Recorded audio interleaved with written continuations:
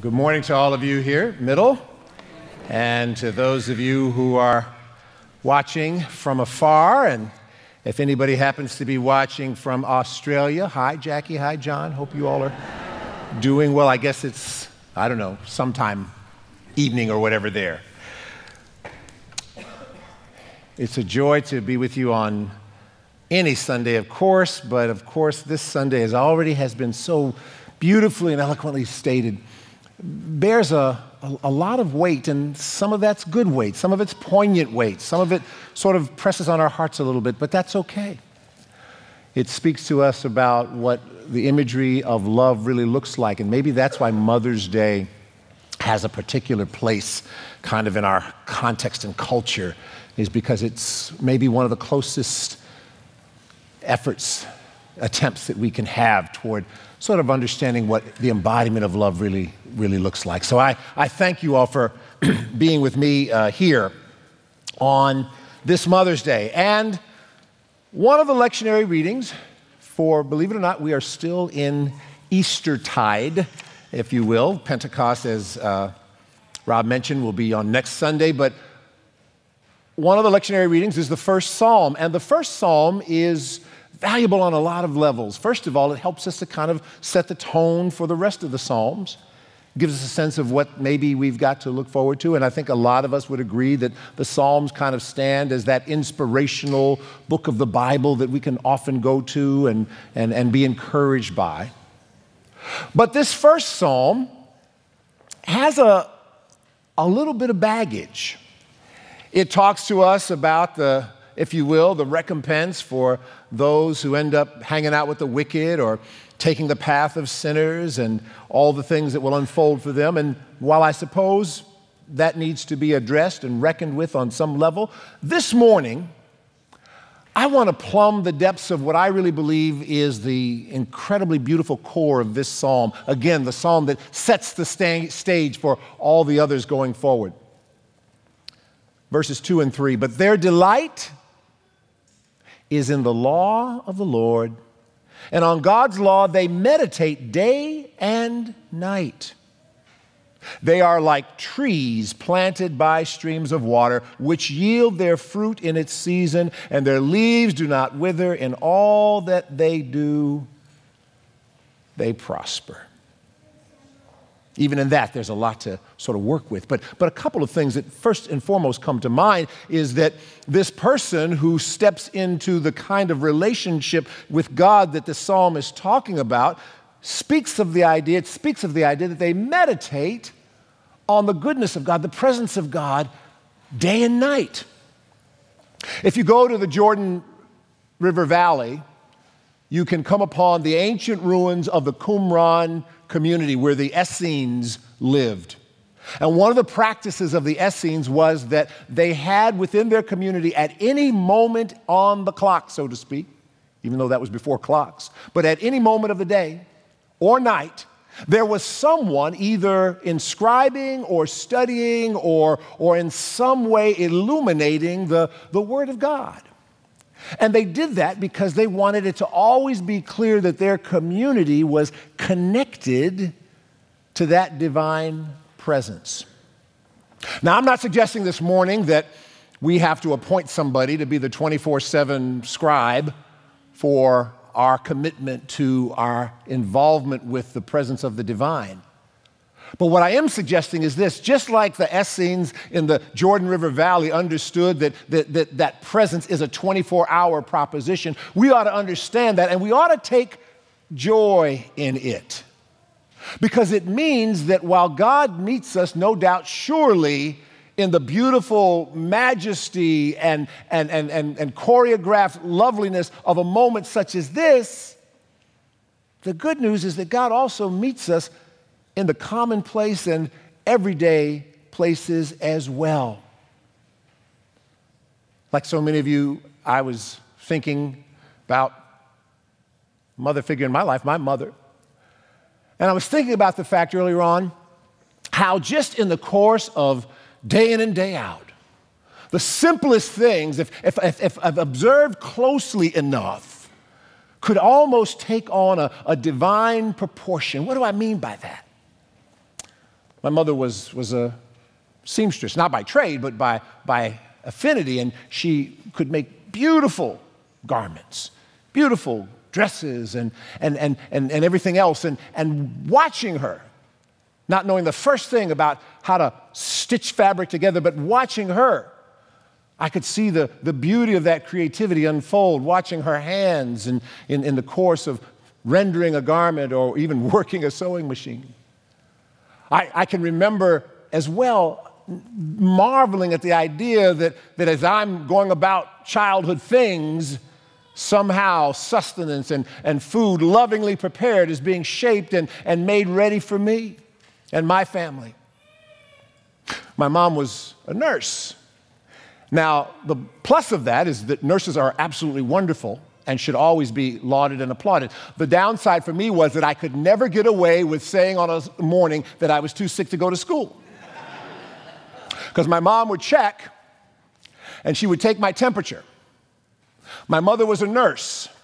She would take my temperature. I'm going to leave that there and let you know that I was incentivized to go ahead and go to school on a regular basis.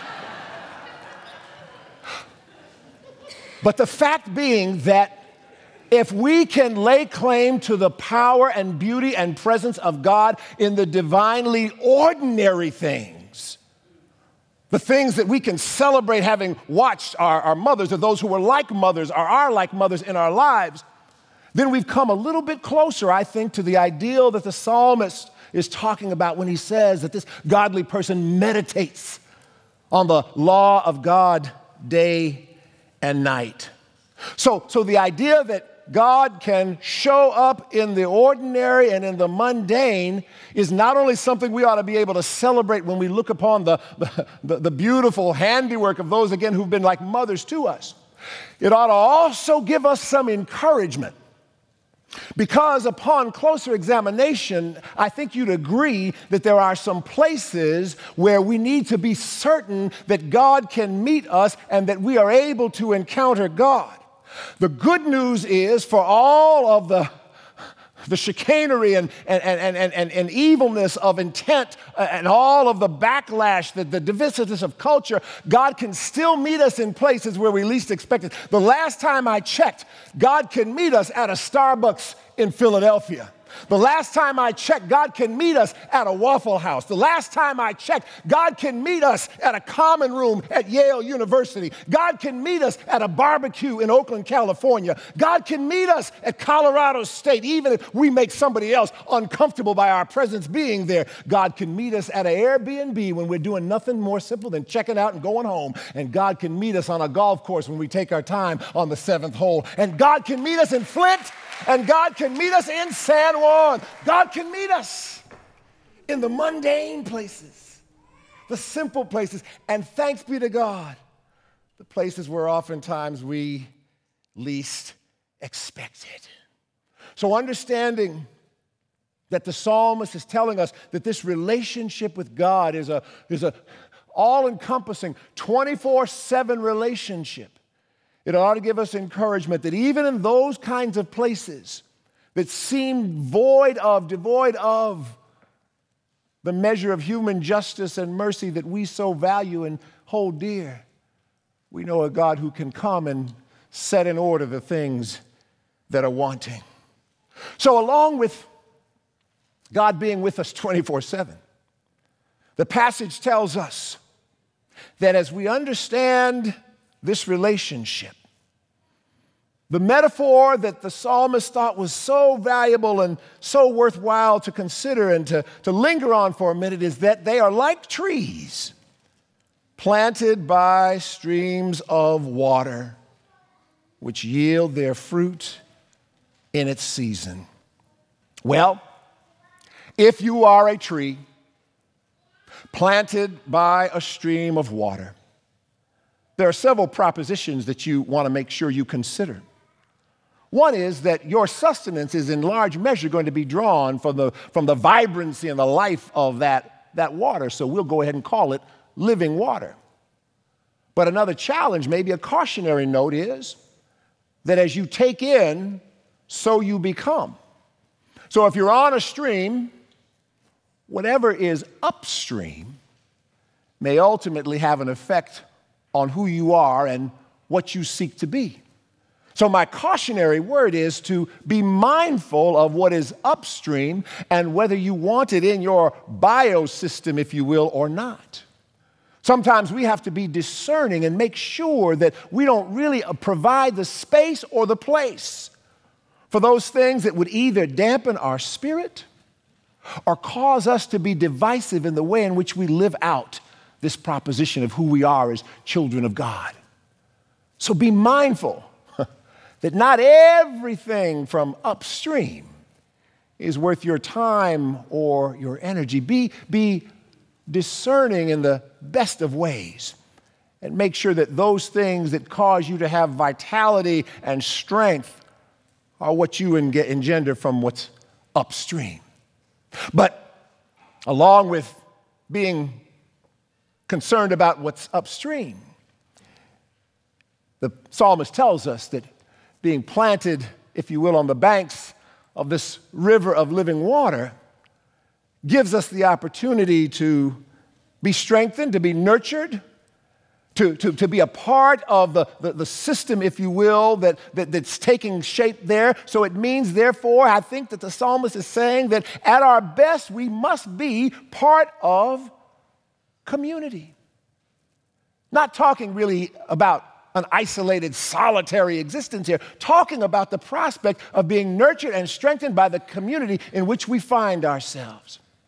And maybe for us here at Middle, that's something to consider, how valuable, how precious, how meaningful, how nurturing this community is to who you are already and who it is that you shall become as you continue on this journey. So maybe one of the compacts that needs to be had in community is that we will mutually encourage one another. We will indeed mutually protect one another in the midst of our frailties and our weaknesses, but we will also infuse each other with joy. Sometimes it's so hard because the prevailing winds are so difficult and so piercing, but it's hard to remember that we've got to have joy. Some theologian a long time ago said, the world didn't give it to me, and the world can't take it away. So we need to understand that the joy we have by being in community, by being those trees on that bank of living water, is what sustains us for the work that we are called to do. Something else about being a tree, if you will. While it may in our minds seem as if though the imagery of a tree is one of being stationary and stable and not really having much going on beyond simply being where you are, that's not true. While a tree represents stability and depth, it's still in motion. It's still growing. The sap is still circulating, and the fruit shall still come forward. So even as you allow your taproot, if you will, to grow deep into the security of a community like Middle or wherever you may find yourself, understand that that is never licensed for simply being comfortable. I'm suspicious of a gospel that just simply talks to me about being able to be prosperous and comfortable where I am.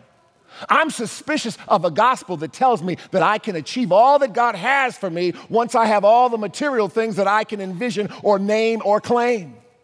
I'm much more interested in a gospel that tells me that even though my roots may grow deep, I'm still called to be active and vibrant and part of the larger whole and to produce fruit that has an impact in the world.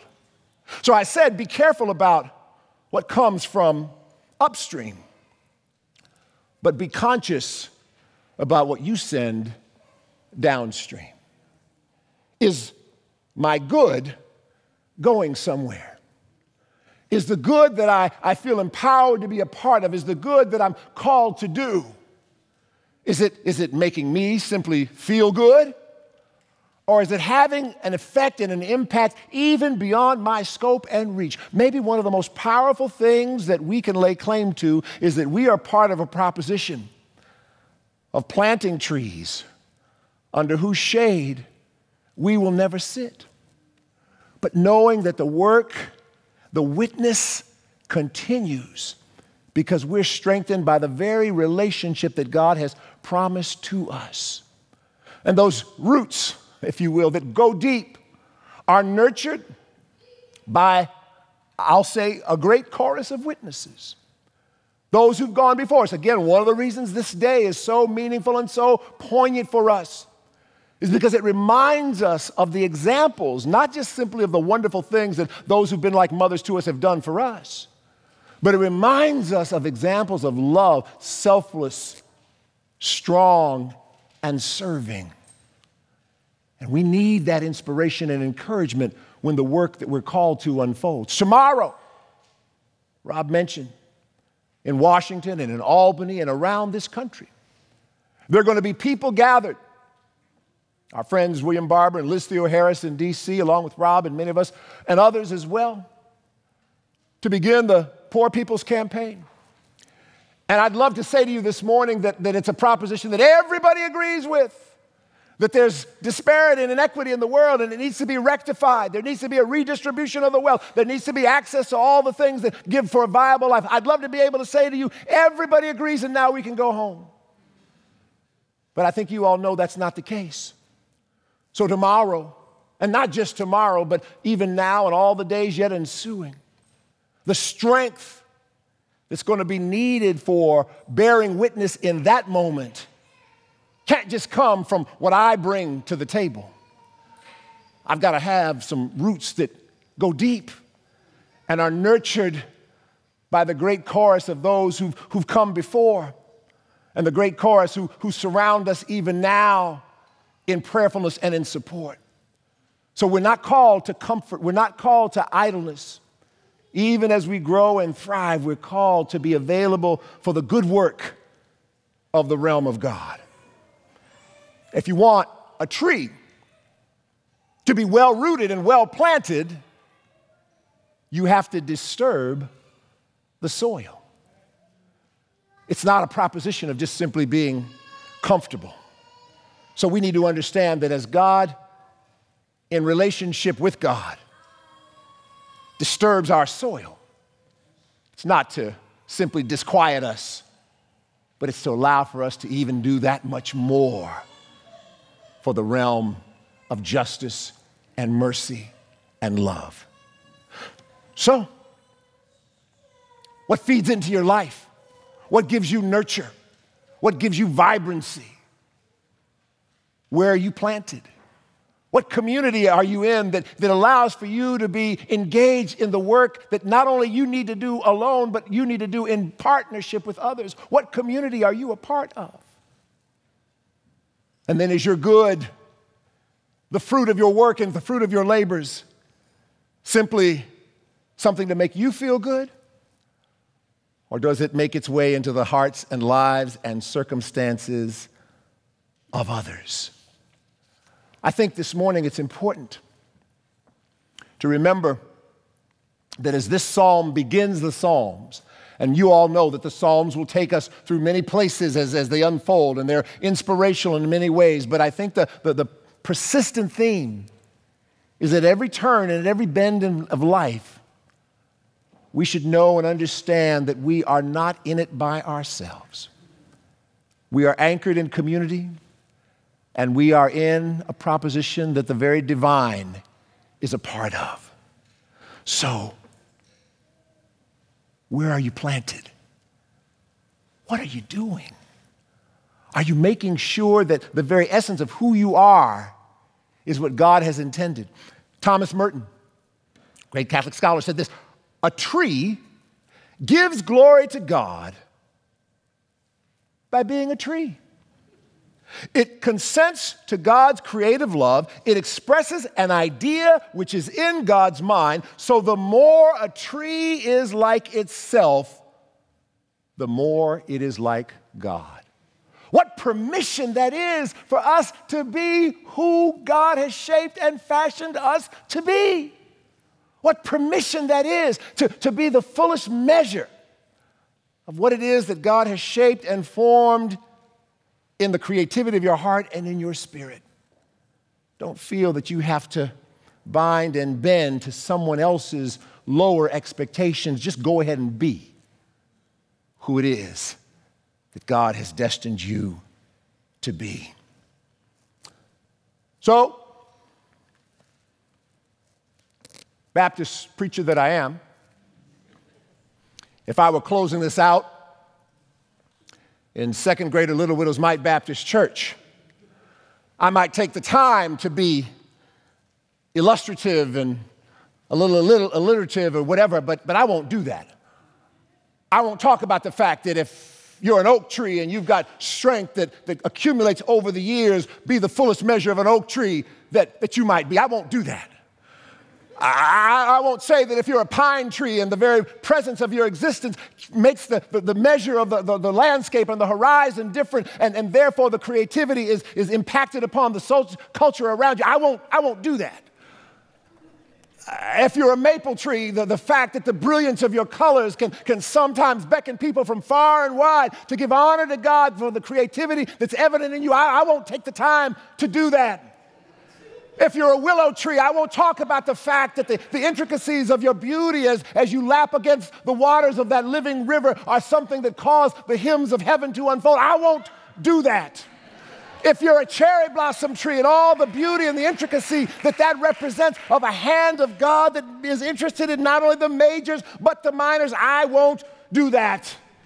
If you're a palm tree, such that you can yield against the winds but not be overcome, I won't do that.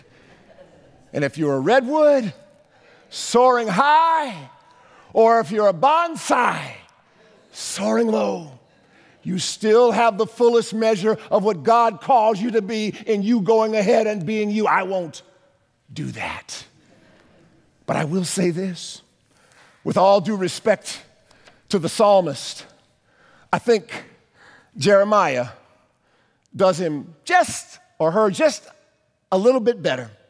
Because over in Jeremiah 17, verse 7, it says, "Blessed are those who trust in the Lord, whose trust is in the Lord.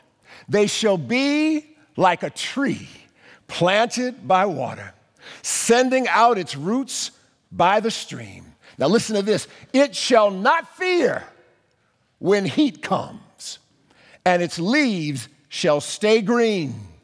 In the year of drought, it is not anxious, and it does not cease to bear fruit." So the promise we have by the combined notes of the psalmist and Jeremiah is you go ahead and be a tree. And in the midst of adversity, you still be what God has called you to be. In the midst of circumstances beyond your control, you still be what God has called you to be. Because if your roots run deep into the groundwork of faith, you'll be able to withstand and be upheld. If you understand what it is that God has called you to be, when adversity assails, when difficulty arises, I shall not be moved. I shall not be moved. Just like a tree standing by the waters.